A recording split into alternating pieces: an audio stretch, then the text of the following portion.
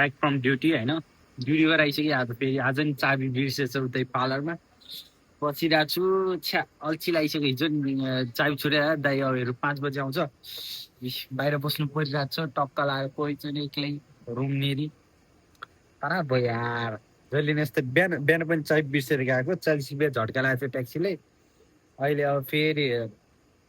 चाबी बिर्साएर आधी घन्टा 1 घन्टा चाहिँ अब बाहिर बसिन्छ ढोकै लाएर गइहालेछ दाइले मैले त खुल्लै छोडेर गएको थिएँ चिसोमा बसेपछि खुट्टा दुखेर कटकटी यस्तो हुन्छ बिर्सिने बानी भइसकेपछि रामचन्द्र सुतेर पनि बबाल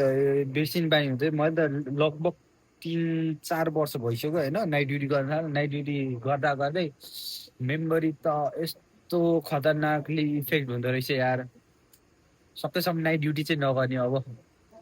अबको टाइममा नाइट ड्युटी चाहिँ गर्नु हुँदो रहेछ धेरै नै गाह्रो हुँदो रहेछ मेरो त प्लस टूदेखि नै नाइट ड्युटी गर्नु थाल्यो त्यही भएर नि यो